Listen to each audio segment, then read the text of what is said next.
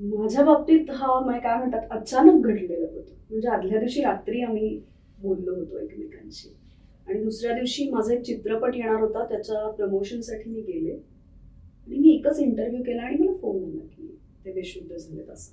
आणि मी घरी आले तोपर्यंत ते झालेलं होतं. माझ्यासाठी तो खूप धक्का होता. त्यामुळे पहिले काही दिवस तर मला हे झालंय का नक्की,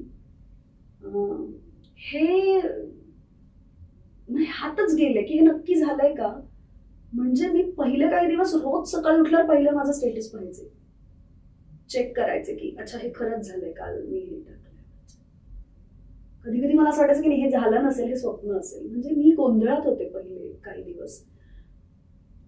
पण काही गोष्टी त्यांनी मला सांगितल्या होत्या त्या त्या त्या पद्धतीने करायच्या, ह्यावर मी ठाम होते. कारण मी अशा सगळ्या प्रसंगामध्ये माझ्या वडिलांना खूप ठाम पाहिले.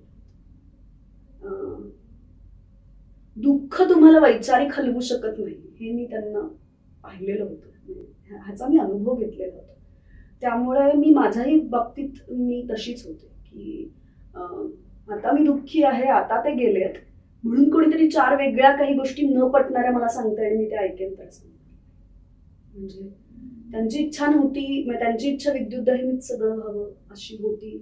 तर मी म्हणजे मी सगळ्यांना सांगून ते तसंच केलं.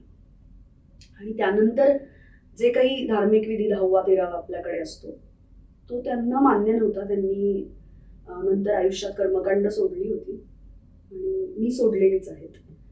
त्यामुळे त्या गोष्टी आता नातेवाईकांच्या म्हणण्यानुसार माझ्या आई, भाऊ आणि सगळ्यांनी मिळून केल्या, पण मी नाही केली. मी ठाम राहिले, मी नाही केली. मला असं वाटलं की मी तिथे जाण्यापेक्षा मी त्यांना काही गोष्टी आश्वासित केलेल्या आहेत की या नक्की अशा होतील, ते अधिक महत्वाचं आहे माझ्यासाठी.